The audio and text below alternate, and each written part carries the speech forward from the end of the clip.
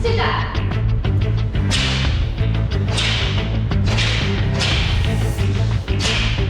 We're Ely Taekwondo School.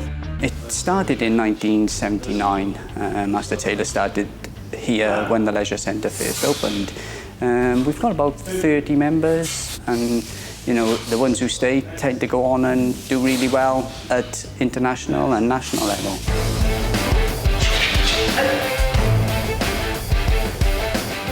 I started teaching in Ely in 1978. What we've tried to do is bring juniors in, because obviously juniors become our next youth black belts, and then before you know it, they are our senior black belts. Taekwondo originated as a military-style martial art. It came out of the armed forces as an unarmed combat martial art.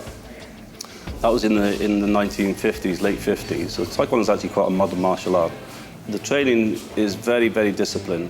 And also there's a ranking system, which is very similar to the military also. So that when you see the colour belts coming through, there's a certain amount of time that they have to wait before they can go on to the next grade.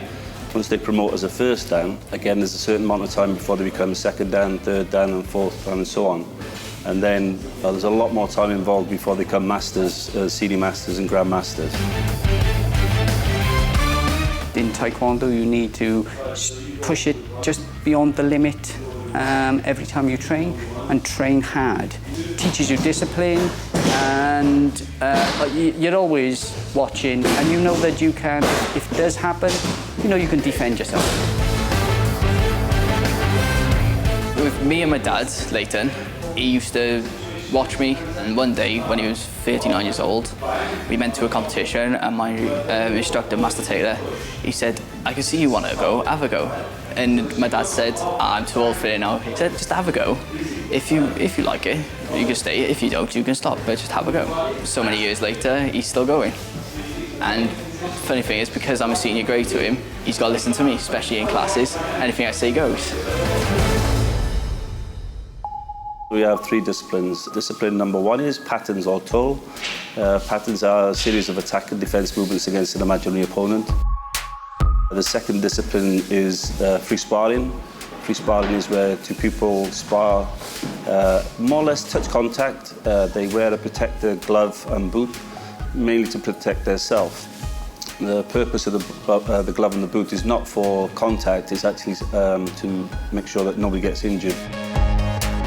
Then the third discipline is power testing, where we prove that the power that we execute the kicks, whether punching or kicking, can actually break boards and bricks, as you've seen in the demonstration. Luke, he's won silver medal this year in European Championships. Quiet, but you wouldn't want to kick off him. Jenna, who she started the school as a junior, and then trained on to be a black belt, then went on to be an international in the British team, and then now has gone on to be a European champion. Jenna now is a very talented girl, and she will now compete next year at the European and World Championships.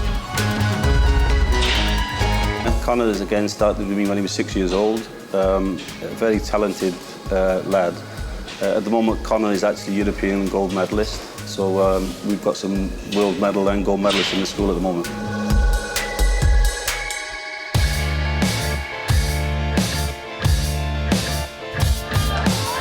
So we were recently in a competition called the Four Nations. It consists of Wales, England, Ireland and Scotland. It's been going on for a number of years, but it used to be just a male event. So it used to consist of 5 to 6 males from each team doing forms of patterns, sparring and breaking.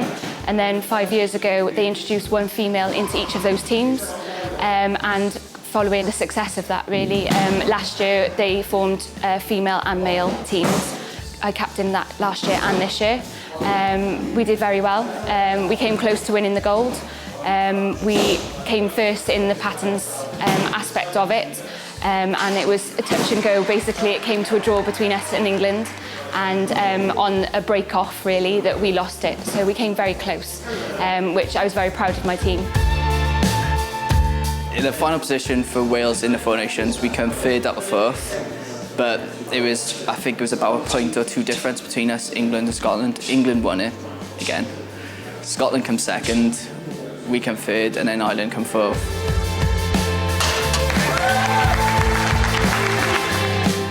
sometimes you win, sometimes you lose. But the girls and the boys team won the team pattern, which is one of the best results. Because if the actual teams go down to a draw, whoever wins the pattern actually wins the championships. But unfortunately didn't get enough medals on the actual power testing to take the title.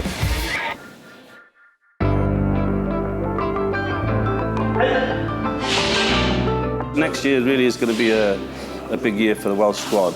Most of the Welsh squad obviously trains in this school. They'll be actually training for the European Championships in Thessaloniki, and then they'll go on to train for the World Championships in Italy. And then once 2016 out the way, then we move into another massive year where the European Championships will be held in Liverpool in the Echo Arena. We haven't had the European Championships in this country since 1991, so it's a fantastic, fantastic achievement for the UK to host it, and also for the Welsh squad to be at the European Championships.